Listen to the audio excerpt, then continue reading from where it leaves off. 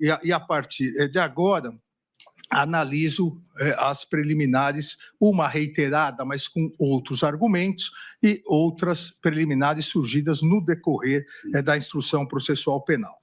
Em relação à reiteração do pedido de nulidade da colaboração premiada, eu ressalto que a sua regularidade e voluntariedade foi amplamente debatida na sessão de recebimento da denúncia, assim como a ausência de qualquer participação indevida do relator no acordo de colaboração. Ressalto ainda que a própria defesa do réu colaborador, em sustentação oral provida pelo doutor Jair, aqui presente, reafirmou a total voluntariedade e regularidade da colaboração premiada e afastou qualquer indício de coação. Até porque todos devemos nos recordar, todos os depoimentos, sejam policiais, sejam judiciais, todos foram gravados em áudio e vídeo. Resta, portanto, analisar as novas alegações das defesas em relação a violações às cláusulas de acordo e a alegação de falta de concordância da Procuradoria-Geral da República com a delação premiada. Ambas nulidades que, desde já, também afasto por inexistentes. Na ADI 5508, o plenário do Supremo Tribunal Federal, em 20 de junho de 2018, ou seja, há mais de 7 anos, pacificou essa questão, definindo que a colaboração premiada não é privativa do Ministério Público. As discussões foram longas no plenário e, por ampla maioria, de 8 votos a 3, o Supremo Tribunal Federal decidiu que, reiterando um posicionamento já fixado em ação direta de inconstitucionalidade relatada pelo ministro Dias Toffoli, que a colaboração premiada é um meio de obtenção de prova. Como meio de obtenção de prova, a polícia também tem o direito de realizar o acordo com o investigado colaborador. O que se pontuou naquele momento é que, uma vez feita a colaboração premiada entre polícia e o colaborador, deve ser imediatamente ouvida e deve se manifestar o Ministério Público. No caso do Supremo Tribunal Federal, a Procuradoria-Geral da República deve ser ouvida, deve se manifestar, não necessariamente, disse o Supremo Tribunal Federal, deve concordar, porque compete ao Supremo Tribunal Federal a homologação ou não da colaboração.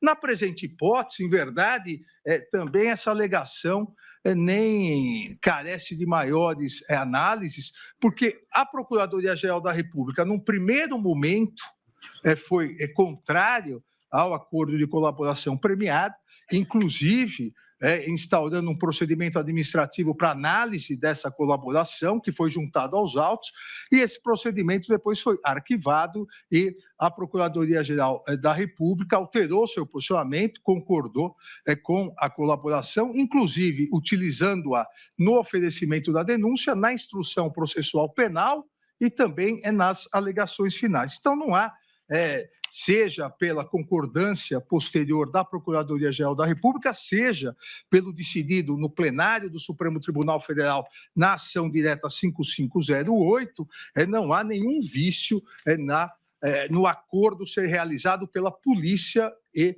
o colaborador. E, obviamente, depois homologado pelo Poder Judiciário e o titular da ação penal, no momento do oferecimento da denúncia, aí sim, seja esse meio de prova, sejam outras provas ou outros meios de prova, o titular da ação penal é que decidirá se irá ou não utilizá-la. E, no caso presente, houve essa utilização. Não deve prosperar a alegação de violação das cláusulas do acordo, inexistindo qualquer nulidade.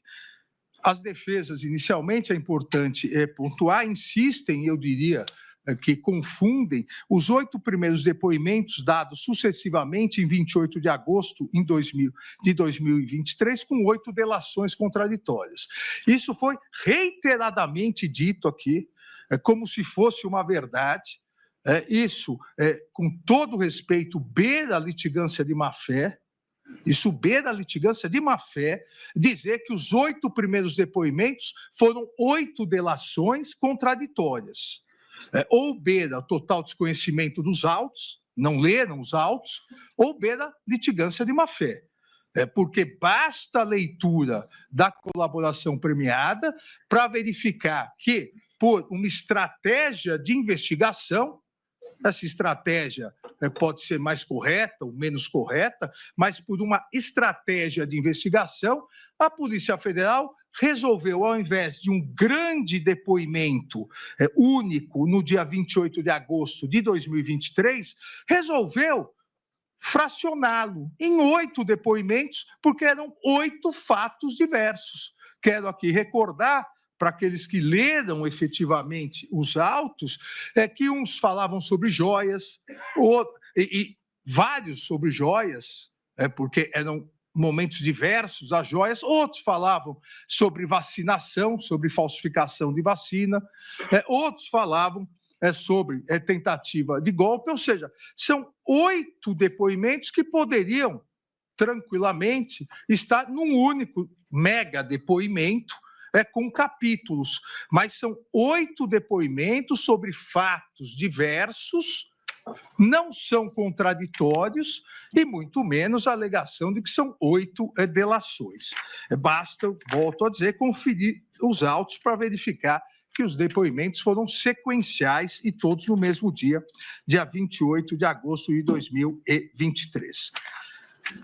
Também os depoimentos posteriores dados, e foi dito da tribuna, inclusive indagado, os depoimentos sempre foram por determinação da Polícia Federal, que intimou o hoje réu colaborador para prestar novos esclarecimentos sobre novos fatos que vinham surgindo. Ou seja, os depoimentos posteriores foram regulares, necessários, segundo a Polícia Federal, para aprofundar investigações. E, insisto novamente, a mera leitura dos termos demonstra a inexistência de qualquer contradição. Eventuais omissões dolosas, e essa é outra alegação feita pelas defesas, eventuais omissões dolosas de informações que seriam necessárias, seja para a investigação da Polícia Federal, seja para a instrução processual, como inclusive a omissão que foi sanada na audiência judicial de 21 de novembro de 2024, eventuais omissões dolosas não acarretam a nulidade da delação, não acarretam a nulidade das informações prestadas anteriormente, mas sim exigem uma necessária análise posterior sobre a total ou parcial efetividade e, consequentemente, sobre a total ou parcial modulação ou não dos benefícios pactuados, como bem salientou o eminente Procurador-Geral da República em suas alegações finais. Então, não há nem 8, nem 9, nem 14 delações, repito, isso beira a litigância de má-fé. O que há foram depoimentos, 8 depoimentos sobre fatos diversos em uma mesma delação, até porque, como vamos verificar ao longo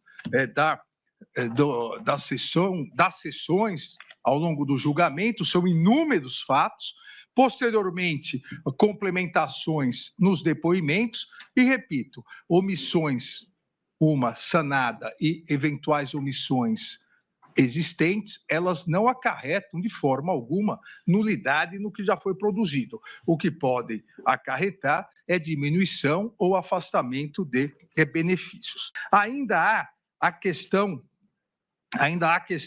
do vazamento de áudios publicados pela revista Veja e o suposto uso do perfil @Gabriela702 na plataforma Instagram, que não afetam absolutamente nada as informações fornecidas pelo réu colaborador, nem tampouco acarretaram qualquer prejuízo às defesas.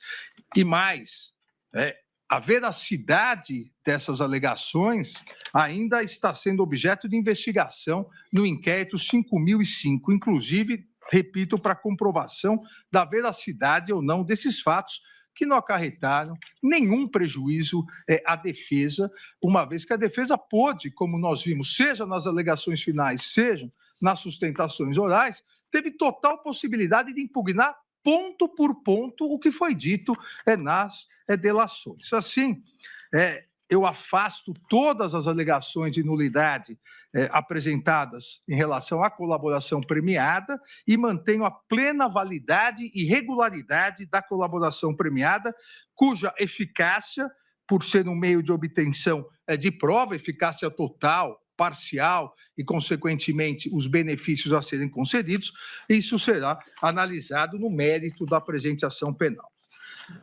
Ainda aqui, a defesa de Anderson Gustavo Torres, em suas alegações finais, sustentou a ocorrência de cerceamento de defesa aos argumentos de que, durante a instrução processual, na identificação do responsável pela inserção na internet de uma suposta minuta do golpe, não teria sido possível a produção dessa prova. Eu quero recordar a todos, isso foi dito no relatório, que, nos termos do artigo 402 do Código de Processo Penal, eu deferi esse pedido feito pela defesa de Anderson Torres.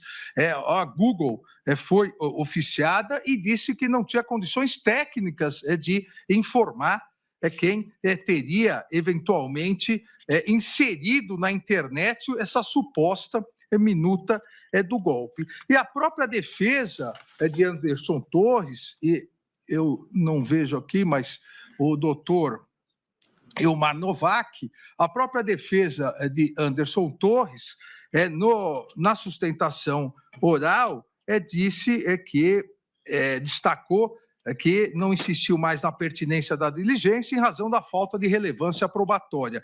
Foi indagado pelo ministro Flávio Dino, doutor, me perdoe, como acabou a novela com o Conjur?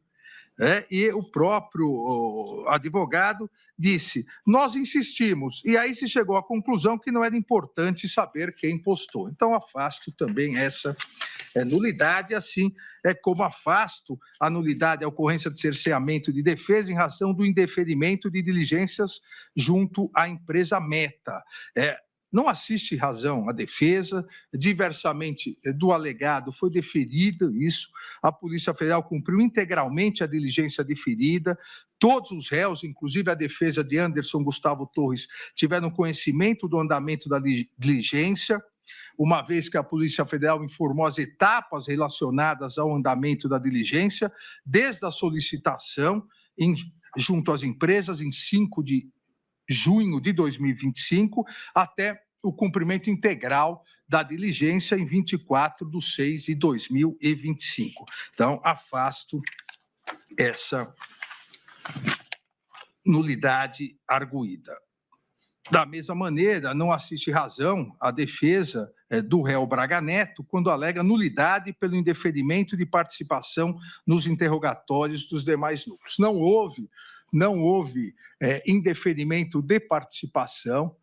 Todos os pedidos, seja para participar dos interrogatórios na qualidade de ouvinte, seja para participar nas audiências das testemunhas, todos eles foram deferidos. São outras ações penais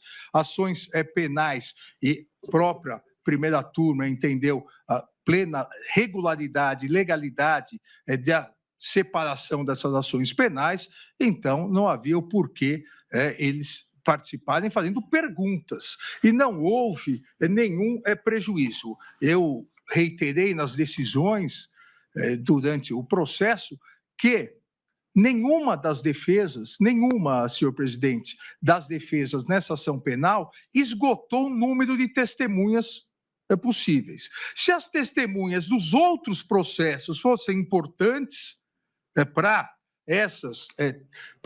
esses réus, teriam sido arroladas. Até porque, repito, o número de testemunhas, que nós sabemos, 8 por crime, então seriam 40 testemunhas, esse número não foi estendido. E mesmo assim, se houvesse necessidade, poderia a qualquer momento, como permite o Código de Processo Penal, poderia haver um requerimento para que fossem ouvidas as testemunhas dos outros processos como informantes do juízo. Quero recordar é que esse relator tomou o cuidado para evitar exatamente essas alegações, tomou o cuidado de encerrar todas as instruções processuais de todos os demais núcleos antes do início das alegações finais dos réus nessa ação penal. Então, poderiam ter solicitado se eventualmente houvesse necessidade, mas, obviamente, não solicitaram porque não houve nenhuma necessidade. Afasto também essa nulidade.